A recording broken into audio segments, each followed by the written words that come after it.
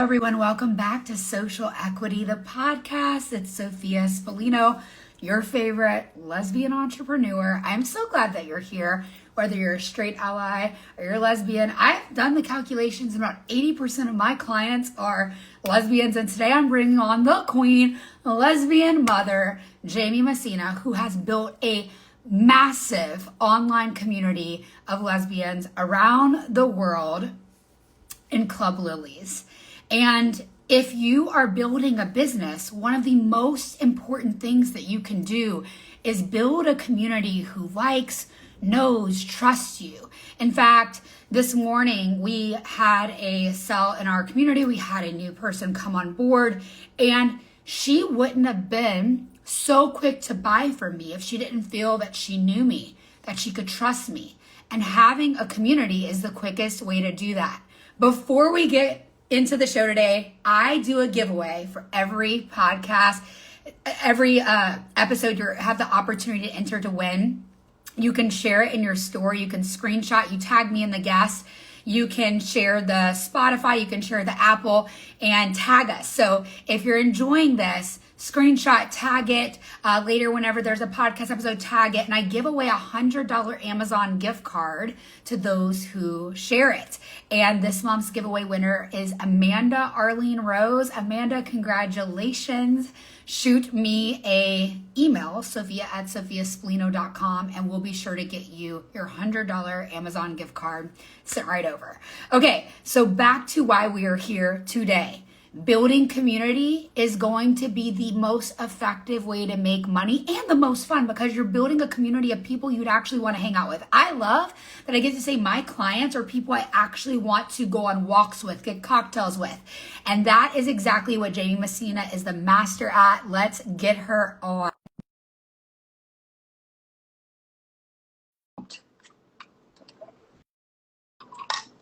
I've got my adrenal cocktail here of all mixed juices and aloe vera, and I'm so hi. Hello. Wonderful to see you. Happy Valentine's Day. Me too. I saw your TikTok about spending it alone. I'm like, what's up? What about me? I have fun with lesbian TikTok. I've been keeping my relationship stuff private, but I am seeing someone, so there's that. Good. There you go. You're not alone. How are you today? Are you spending it alone?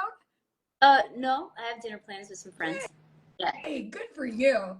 Okay, you're the queen of making friends online and building community. And I'm really happy to say that about 80% of my clients are lesbians. And I'm curious to know, as a life coach, as this huge community builder, like how many of your clients are typically lesbians that come to you?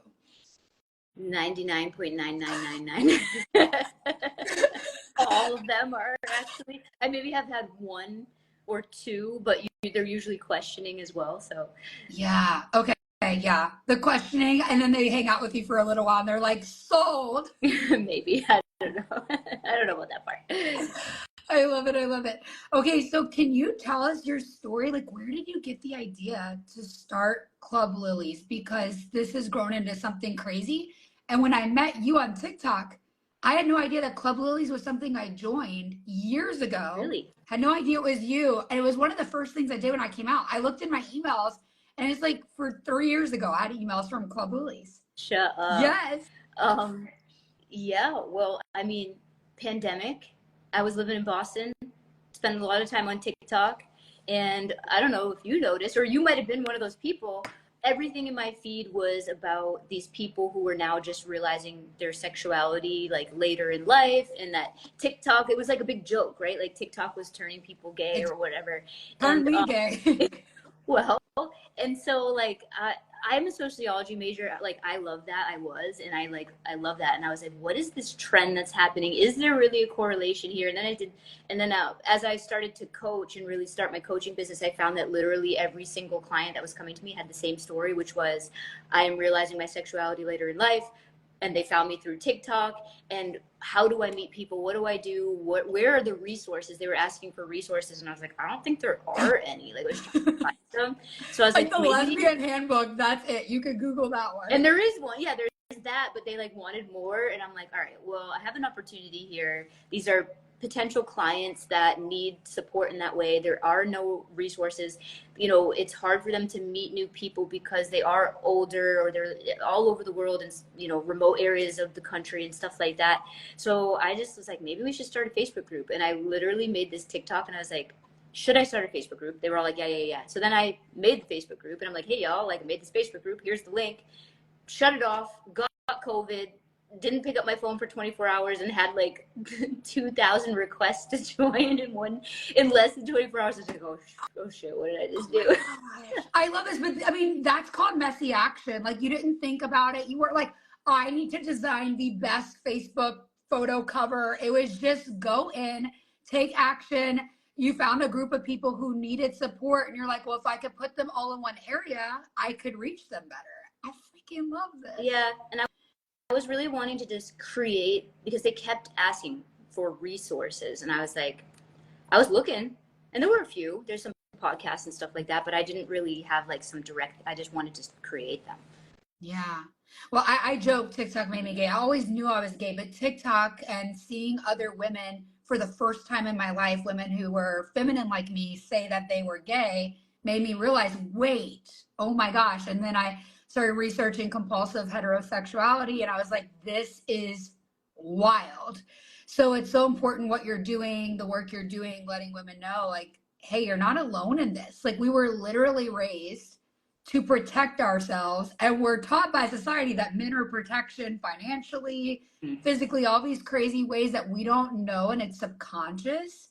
And I love what you're doing and I wish I would have known that there was a coach who could walk me through it back then. That wasn't something that I saw. I just saw women talking about it.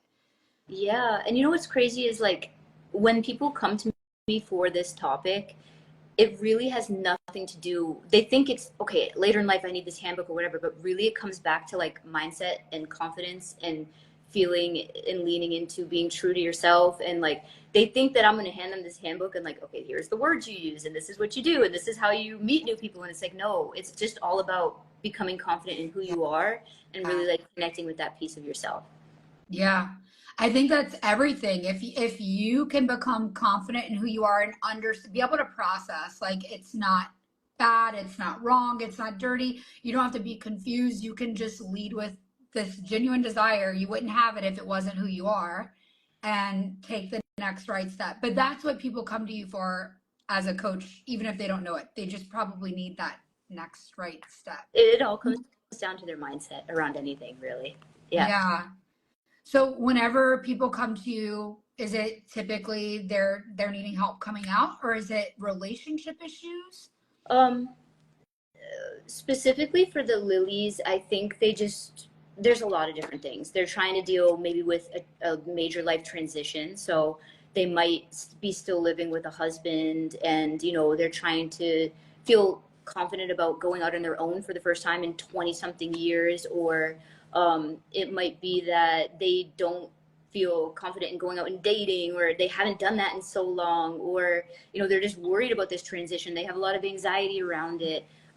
It really, I never like really coach people on how to come out. Like if they came to me, I could support them in that, but there's no right or wrong way. No. You know, everybody is so unique. So it really is just around how do they become comfortable in their next steps and what are their next steps to get them to the goal that they want to be, whether that is go out on their own or be able to become financially stable. And, you know, these are all things that stem from your life having a major change in your 30s, 40s, 50s, that they're uneasy about. They've never done this on their own. So maybe they need confidence around doing it on their own, building up their belief in themselves, breaking through limiting beliefs, or even, okay, I don't know what I want to do. Help figuring out, what do I want to do? Do I want to move somewhere else? Like, you know what I mean? I help them come up with the options and the different ways to go about whatever it is that their next step is. Yeah. And then take action steps towards getting there. I love it. What do you feel? Because as a coach, whether I'm coaching business or you're coaching people through their sexuality journey, when people need help with mindset, what is that most common belief that you have to uproot? What do you feel it is? So I bet it's going to be the same for both of us on some level. Chills, like when you said that, because I'm literally working on this right now. It's basically, I'm not worthy. I'm not worthy um, I'm not enough, you know? What's Not yours? enough to take, because it's all a leap, whether it's starting your own business, or for me, it was this hybrid, because when I came out, I left a man partner to come out gay, and I left with just a little tiny bit of savings and my clothes. That was it. So I left and took a leap financially and took a leap sexually of, okay, this is who I am. And I had to just trust that knowing. And it did take a lot of belief in myself. Like, if I wouldn't have thought I was worthy of enjoying the kind of life I wanted, if I thought this is all I deserve, to stay in the closet, to stay small, to never have my own business, to never tell my story, I would have never done it. So as a coach, can you identify like what must have been in place for me to be at that point? Because you probably meet people right before they're at that point, right? Like, you're helping them get there. Like, what do Yeah. you feel are the steps to get people to that point where they do actually find that worthiness? Because I had to find it. And yeah, Well, what are the steps leading up? so when that's the case, first of all, that never just comes out. They never know that like they don't feel worthy, or they don't feel capable, they don't feel like they'll be enough, you know, they're afraid of failure. It really comes down, we have to break that down. And a lot of time it stems from, you know, just what we learned in childhood, and not even, it is no placing blame on your caregivers or anything, but it really is our domestication, you know. Our innate feelings typically are told, we're, if we feel a certain way and it doesn't go with the norm or how society is supposed to run, then we're told that that's wrong. And so we're taught to doubt ourselves constantly. Yeah. In our lives. So everyone is always doubting yourself, because you come out the womb and somebody tells you what's right and what's wrong, what's good and what's bad, you know, who you should marry, how you should get married, what you should do, you should go to school, you go to work. And then if you have these other ideas, you get scolded, you get rewarded or punished based upon that. And your brain learns, because this is how the brain works, learns, okay, well, my initial thoughts and feelings, which are who we are at the core, that's not right, because this is what society, you know, government, our parents, our churches, whatever, are telling me is right. And so I must be wrong. And so you're taught to doubt yourself. And so that comes up as you grow up. It comes out in all areas of your life, especially if you're trying to make a move like what you did or what I do, which is very different from the, hey, you go to school, you go to college, you get a degree, you go to 9 to 5, somebody tells you when you can use the bathroom, when you can, you know, when you get a paycheck, when you can take vacation. We're taught to take, you know, what other people say and do it. Yeah. And when we think for ourselves, it's like, whoa, this is scary. Like, you're free falling. Yeah. It's absolutely scary, but it sounds like what you're saying is you have to identify where you were told that, to go back to it and pull it up, or at least identify it. Be aware of where that first seed of insecurity, where the first time you were taught you can't trust yourself, and identify that that was something you were told as a little girl. And we're no longer little humans. We are grown-ups. We can make our own choices and take the leap. It's going to be worth it. I know for me, it was like seeing evidence that other women had gone before me. And it was like, oh, if she could do this, then I can do this. And I think that that's what honestly, that's the majority of our job as coaches, is being that example. I'm sure for you, it's like living this lifestyle where you make those healthy choices every day so your clients can see you lead. As a leader of such a big community, do you share, do you ever blend the coaching into that? Do you like sell in that community, and do you share like the progress you made in your life in that community? For sure. But first and foremost, I just want you all to know, as soon as I get my move done, I'm moving from building to building. I am joining your coaching to help me take my business to the next level. I'm so happy to hear that. Yeah, I mean, I definitely share that in there, because I think that, especially for people who, well, lesbians in general, or being gay in general, you're already, I know it's a different time now and it's way more accepted, but a lot of the people in our community are 30 and above, and a lot has changed in the past 10, 15, 20 years. And so they really do have these beliefs that are ingrained in their head. And I'm really intrigued by neuroscience and how the brain forms and neural pathways are formed, and then how to reprogram that. And I had to reprogram a lot around my beliefs about myself. I forget your initial question. Oh, do I sell in the community? So I know that they all can benefit from that type of stuff. I don't overly do it in there, you know, but I do like to tie things in. But I also, that's, you know, the reason why I've been watching you and following along with you is because I would love to take it to the next level and reach more people. You know, I have a goal of rippling out to at least 1 million people. And, you I have know, the way goosebumps. that I we have do it. goosebumps. You're going to do Yeah. it. Like, I can see you leading retreats. Like, Oh, yeah. you've got this purpose in your heart that's so big, and you genuinely want to help these people. You do. And I think that's where the difference between a true service provider and coach and influencer, that's the difference. Like, you actually freaking give a fuck. Like, you care so much about every single woman that comes across your comments. Like, I can tell by the way that you TikTok with integrity, and you're not just there to sell, you're there to be real and have real conversations. And that's why so many people jumped into your community. Right now, how many people are in Club Lilies? We have like 7,400 at the moment. Super engaged though. For like a Facebook group, I'm like, it's just highly, highly engaged in there. Like people are really, we had people meeting up literally all over the world. We had people marching in Australia in a march. This past weekend, they had a group of women in Orlando get together. Like people are having meetups everywhere. And we do take retreats or vacations right now, but I would like to be more focused on the whole retreat part. People have already got engaged and married from meeting in the group. Like Oh my God. it's a lot. Like it just went crazy. That's amazing. Okay, so what is the leadership traits that you had to take on to run this? Because I know engagement doesn't just happen on its own to keep these groups alive. You have to put in work. What does that look like for you to manage a group of 7,000 women every day? Do you do something every day, honestly, or is it something that you could let go every few days? Like, what does that look like? I'll tell you, I was really lucky. So since I had those initial clients when I first went in, I immediately brought some people on. We call them the Club Lilies bouncers, who helped me to navigate. But honestly, it was a learning process. At first, it was kind of like a shit show, and I was like, okay, this is a lot. Like, we can't just have any people are fighting, and so we had to create some literally lesbians.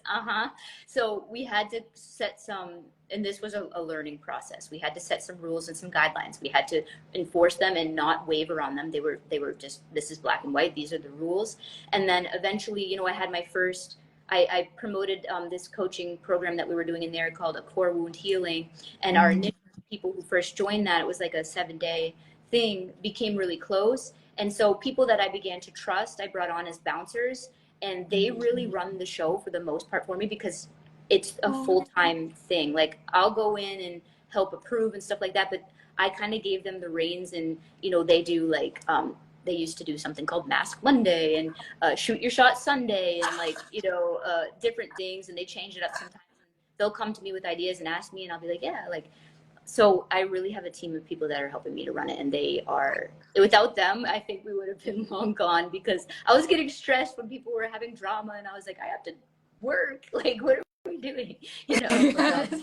I think No, it's so, what you're saying is so good. Like, in order to scale something, even a group where you're not charging people to come in, but to have access at your fingertips to these warm, hot leads, you have to have help. And I know that for me to get to where I'm at, I've had to scale. And it's so funny. The other day, I had one of my friends tell me, they were like, wait, I know I had someone do that for you. And I was like, how do you think that I've gotten this far? Like, it takes a village whenever you get to a certain level, especially the more impact you make as a coach, as a community leader, you're going to make more money. The more impact you have on people's lives, but it's going to take more. There's only one of you, right? So you need people who you have your same vision and who could get behind you. So I'm so glad that you found them and that you're able to lean into support. I know for me as an entrepreneur, it took a year ago, actually. A year ago was my first time that I made hires, and everything changed. I was able to make so much more money because I was able to say, I'm willing to delegate this, and I'm a control freak. I probably need a life coach with you for my control. Yeah. So it's been a challenge, but being able to say, hey, I need help, just like you're saying, hey, Sophia, I want to be in your program, I need help. Like that's the first step to every solving any problem, being able to admit, like, I need a little support. So bravo to you. Bravo to you for getting here. Oh, yeah. Okay. So what was the inspiration behind the name Club Lilies? Is this like a lesbian theme? Because I'm not familiar. So I had one client from TikTok before the group come on, and she had said something about lilies, but I didn't know what she meant. And then when I was thinking about it, I was like, she said lilies, is that it? And then I started to think of the acronym late in life lil, or late in life lil, late in life les. So LILLES. So I'm like, oh, an acronym. So I'm like, let's run with it. Let's make it that. And then I had found out that there was actually a previous Facebook group called Lilies, like spelled like the flower, that was for a similar type of people. I didn't know that till after I already had made it. For me, it was based on the acronym late in life les. Okay, because I was like, why is Lily spelled different? I didn't understand. Now that makes sense. That makes sense. I love it. I love it. So for you, were you a late I lifer actually as hate well? the flower, by the way. I did not want to spell it like the flower. I had a cat once that I really loved, and somebody sent me a flower bouquet with a lily in it, and he licked it and died. So I hate the flower. I did not want to spell it like the flower. You can. I'm like, we're doing a new thing with this word. Wait, a cat can die from the flower? So anyone who has a cat, don't get bouquets with lilies. Oh my God.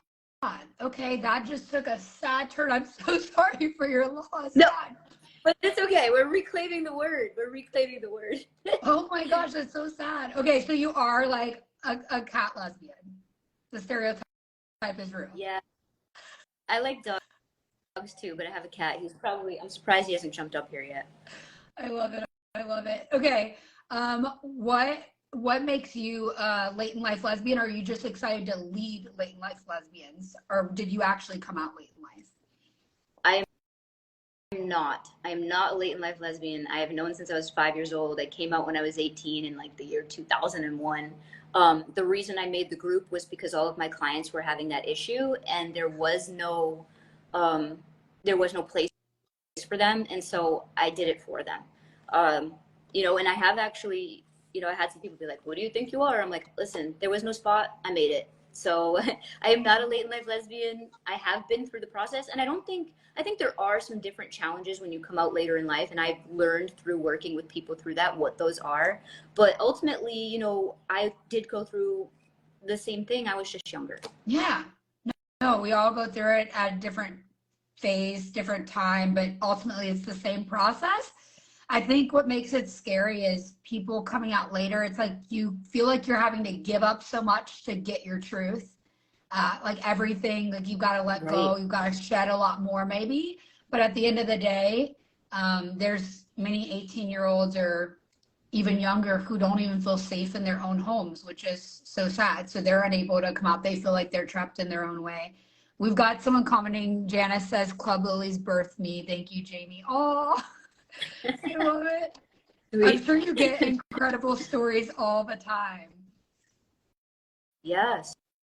I mean, because some people don't, that was the thing. You can't find a group of friends that are going through what you're going through if you live, like for me, it's easy. I live in St. Pete, Florida. I feel like it's the lesbian capital of the world, okay? It is, from what I've heard. If you're in if you're in like Kansas or in the middle of the country, you're the token gay, first of all, but then like you're definitely not like, I was trying to connect people so they could share their stories, because the way that we get through tough situations, I believe, is like by relating to other people and by sharing stories and understanding that you are not alone. So that was the whole point, and I know a lot of people, when you feel alone, you can get to a really, really low point. And that to me is a passion of mine. Like earlier you had asked or said, you can tell that you're passionate about what you do. The reason why I'm here is because my life was saved by this type of shift in mindset and connection with other people. And that is my passion. Like I wouldn't be here if it wasn't because of that. And so, yes, I wanted people to realize they weren't alone, to share those stories, to be able to meet friends, whether even if it meant that they were across the world, but to be able to Zoom with somebody or meet a new friend and have that to help you keep going on. That was the whole point. Oh, so good. Yeah, you're definitely not alone. I know for me, when I came out and I started sharing and I was going viral as I came out, millions and millions of views, women around the world daily would just send messages like, because of you, I'm filing for divorce. Like, this is my last sign. Because of you, I'm leaving now. Because of you, I'm going to not go to college. I'm going to just leave and go live my truth, because I was going to be controlled if I had to go to college. And my parents would pay for it, but only if I don't do this or that. And it's just like, wow, so many people are living their truth. And when we liberate ourselves and we share our stories, we have no idea many of the time how many people we liberate by liberating ourselves. And my word for 2024 is multiply. Ooh. Everything I touch, I want it to multiply. Every woman that I get to impact, I want her impact to multiply. Like, okay, I teach you something, Jaime, when you come into the PPP program. And because of that, you're able to affect and impact millions more women. That is powerful. And the women you helped, like just now, like think how many women, that one lady who's like, Jaime, you helped me. Now she's going to go help another woman and be like, look, I see you. I've been through this because I did it. You can do it.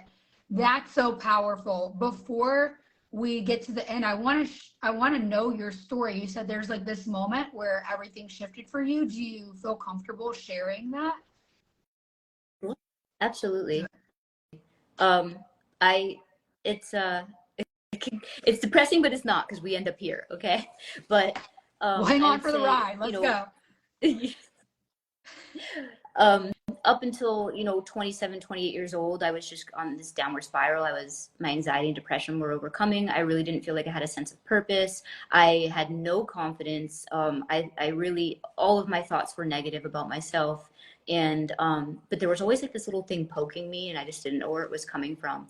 But I had hit pretty much my rock bottom at 27, and I wound up on one of my friends' doorsteps, like crying. And I was like, listen, I really want to take my life, but I can't, because my niece, nephew, and other people, I was worried about other people. And so I'm like, that's not going to happen. So what do we do? Because if I can't end my life, I need to learn how to live and really be alive. And she didn't know what to do either. But ultimately, she decided, she was a semi-professional tackle football player for the Boston Militia at the time. And she's like, let's work out. Yeah. So we went to the gym every day with each other, except she was a tackle football player and I didn't really know how to work out and this, that, and the other thing. But I was just determined. This is where Gus comes in. Some people call it God, universe. I call it Gus, God, universe, source. I love it. Oh my God. I'm so into it. Yeah.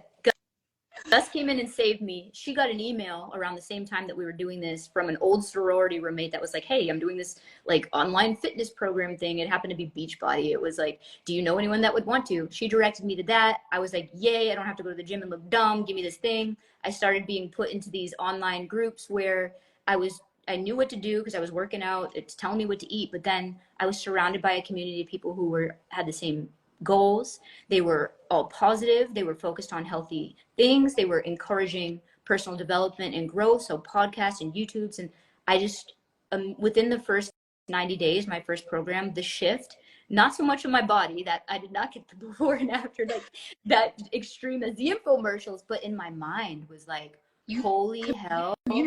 I was looking up, I was smiling at people. I actually felt happy for the first time in my life, really. And so I just like was like, holy crap, I need to do this. Like, this is what I need to do. And so I shifted that way. And I did some fitness coaching for a while, but ultimately I really got obsessed with the weight between our ears and losing that. And I got really intrigued, and I'm a dork kind of, and I love neuroscience. And I'm like, wait a second, you can reprogram your brain? This is amazing. What do we do? So I started like learning about that stuff, and like it just kept going and going and going and going till ultimately we ended up here. But the thing that led me to really wanting to coach in the way that I do was, at the time that this shift began to happen, I was working at a restaurant where everybody kind of hung out after. It was a bunch of kids, and we all hung out after, and like and there was this bartender who I felt like was the life of everything, part of the life in my eyes. And I would see her, and everyone when I came in to be like, you're looking good, like something's different about you, blah, blah. And I'd be like, yeah, I lost like an inch, but I never talked about this up here. Yeah. And then one day I learned that she had taken her life. And it kind of hit me like across the face, because at that time I was sharing a lot about how you could get abs and how you could lose weight, but I never mentioned what I had gone through with my own struggles with anxiety and depression, and how that was changing, because that, for me, that was embarrassing, but nobody talked about that stuff, right? They'd talk about it if a famous person, you know, ended their life, they'd talk about it for a few days, but then we didn't talk about that. And so when that happened, I questioned, you know, had I talked more about that aspect, could she have seen Wow. that and maybe, or asked me questions about that, and could that have changed her? And so Goosebumps. the way that my life was saved, I was like, I don't care how annoying people think I am. I don't care that they hate that I'm posting about this. I don't care if it embarrasses my family or whatever. I'm going to share these things because it saved my life. Maybe it could have saved hers. And moving forward, even if we save one person, this is what we're going to do. And so I Wow. really got focused on that part, because sure, I had got a lot of muscle at that time and I looked really good. But what it was about was like, I actually felt joy in the morning. I actually was excited to live, you know, and I wasn't just alive, I was actually like living. And Buzzing. Yes. so, And what you just said really like hit me. It's like she was the life of the party. People thought she was happy, right? This person that passed, like that's nobody knows, and people suffer in silence. And you don't know if you're watching this and you're a coach or a creator, like you don't know if you sharing your story helps someone that you'll never know. You'll never know how it impacted someone. I know how my music's impacted people just because they leave me messages or the right emails, and I know a few, but I don't know all. And the first time I ever got a message like that, or the first time you've heard a message like, wow, Jamie, what you did like saved my life, what you shared saved my life, it feels like it's worth it. Like for me, it is like the one person, as you say, God, universe, source, no matter what you believe in. Lately, I've been like dabbling back in my Christian roots and like feeling like mystic Christian. I've been thinking about the words of Jesus, and it's like he was willing to leave the 100 sheep to go after the one.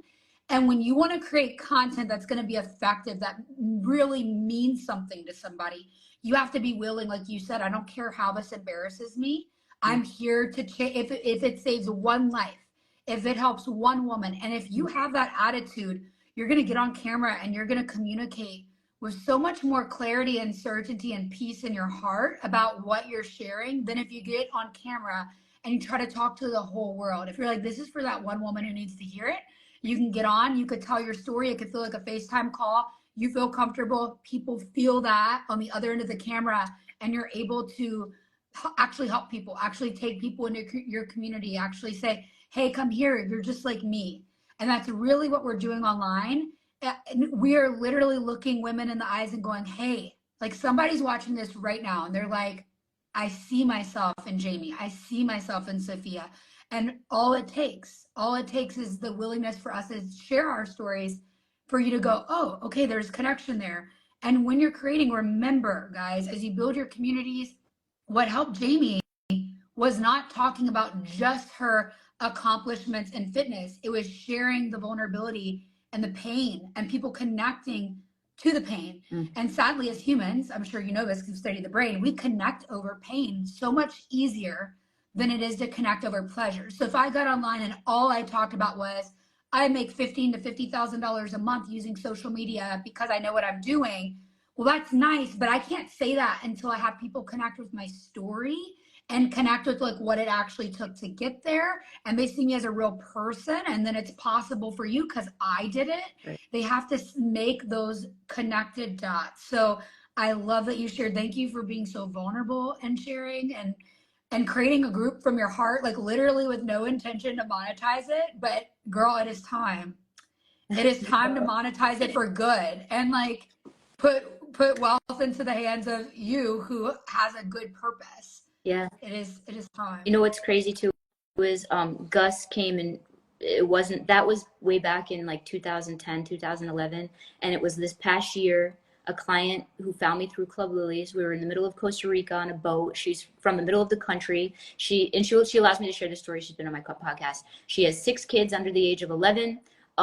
She had already had a plan to end her own life. She threw a Hail Mary pass to me. She saw that core wound healing thing. She's like, I'm going to try this one last thing. Fast forward through several coaching groups and one-on-one coaching. We're in the middle of Costa Rica in the ocean. We're on a boat, and she looks at me and she's like, listen, I have plans to end my life. And because of you, like, I am living now. She's been on our trips with us. She has completely transformed. Not only that, she met a fitness coach on our trip. She's down like over 50 pounds, like just thriving in life. And so I feel like that's why the whole journey of coaching started for me. And like, that was just Gus being like, you said you wanted to save one. Here's the one that you can actually like see, and this is it. And I'm sure for every one person that reaches out to you and says something like that, there's probably like 20, 30 that like don't, but think the same thing. And that's what keeps you going through the haters coming at you, people trying to say, well, who do you think you are? And this, that, it's those people. So like, yeah. Wow. I literally almost teared up. It's like, oh, that's beautiful. It's so beautiful. And I think especially just speaking to my queer audience, your queer audience, like we've felt so alone, no matter whether you've come out late in life or you knew since you were a kid and you were able to come out since you were a kid. You feel like the black sheep, or as I say, the psychedelic sheep. Like you feel a little bit not normal. And there's nothing more powerful than seeing someone who is also queer accomplish the same thing, because we're not always represented in media. It's getting better. Mm-hmm. I think for femmes, it's still hard because we're like super sexualized if we are represented at all. But it's so cool to look at someone and go, look, Jaime can do it. I can heal. Sophia can do it. I can make money. That, like, whoever's listening, I want to know, actually. I'm sure Jaime wants to know. If you're listening to this as a podcast later, I don't care if it's like 2 years from now, shoot us a DM and let us know, like, that podcast was for me. I'm the one. If you're watching the replay, I'm so, so glad that you've been here. And I would love for my audience to be able to follow you, Jaime, and be a part of Club Lilies. Are you accepting new members? How does this work? How do they find you? 100%. All the links are in my bio to Club Lilies. I would tell people to search it, but because the name's spelled different, they're like, where is it? I can't find it.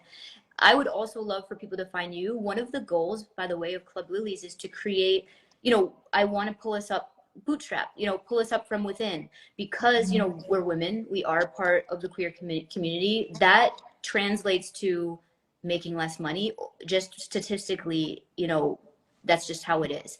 And so how we we're going to empower ourselves from within, share each other's businesses, hire people that are part of Lilies or part of the community, and just really focus on that, so that we can pull ourselves up and not have to be like, well, lesbians don't make any money, so we don't get to do, or, they can't have their own business, or they can't. That is one of the goals, the bigger goals of the group. I love it. Okay, we're going to talk privately and collaborate on how this could happen. And yeah, we're going to figure something out, because I want you in the program. I know that it's going to be so, right now, I'll just give you like a little bit of coaching at the end of this call. Like, you have hot leads in the palm of your hand. You have good intention for them. So it's a matter of how do you take people who already trust you and like you, and just start nurturing about what you sell more than you've done before, and in a more effective way. I'm curious, have you ever studied, because you love brain, have you ever studied sales psychology? No. Oh, okay, cool. So my program is peppered with sales psychology throughout. And once you get to a certain module, it's more heavy in that. But throughout the program, we dive into it. And once I was able to just learn a few foundational things, you're able to sell with more confidence. And until you get to that place of confidence, you feel like this icky used car salesman, and you're like, feel uncomfortable. But what you got to know, like, if I can just leave you with this, Jaime, is like, you have a gift. You've been through so much, and you know that your purpose is to help women who are in the same space as you, right? Like 2 to 20 steps behind where you're at. That's what we do as coaches. So if you can remember, if I, how do I say it? I always say it and I'm blanking, but selling is sharing. If I don't sell, I'm not sharing, I'm gatekeeping. If I don't sell, I can't profit from my purpose. If I don't share, I can't profit from my purpose. And you need to have those 2 words in your brain reprogrammed. Selling is sharing. Selling is sharing. Because at the end of the day, what you have to offer people is true transformation. Mm-hmm. So if you believe in it, which I know you do, if you can get behind communicating that very clearly, clarity and certainty, the outcome that people are going to get from working with you, you'll be able to sell so much more. And so I want to dig in strategy and I want to hear the programs. Anyone else wants to join with Jamie, just DM me PPP, or if you're curious, you're like, Sophia, I want to learn more, I'll send you a free training. I have an incredible free training. It's a little over 20 minutes. Have you seen it No, yet, Jamie? No? I'm Okay. intrigued. I can't wait to move to start, like, I've been watching you for a while, you know that. So Yes. Okay, well, listen, I'll send you the free training right after this. And then we will have anyone else who's curious, whether you're listening to this podcast in a month or you're watching the replay or right now, DM me the word PPB. That stands for Profitable Personal Brand. That's the name of the program. Just DM PPB. We want to get that free training in your hands. It's so valuable that if people just followed the free training and were enough of a self-starter, they could build an empire with the free training alone. So I know that. I also know that it helps to have a coach to walk you through step by step. So if you want to take it further after that, I'll be happy to get on a free strategy call to see if you're a good fit for the program.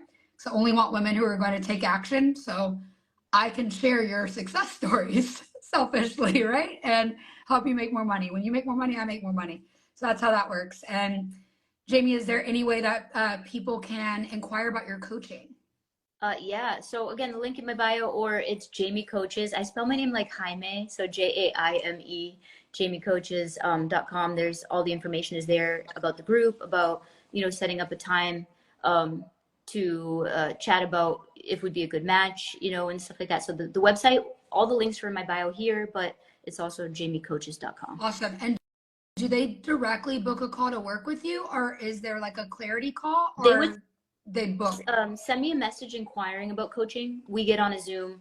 We talk about, what it is that they're looking for, if we'd be a good match, because sometimes, it's important for me to direct people to another person if I can't truly help them in the way that they need.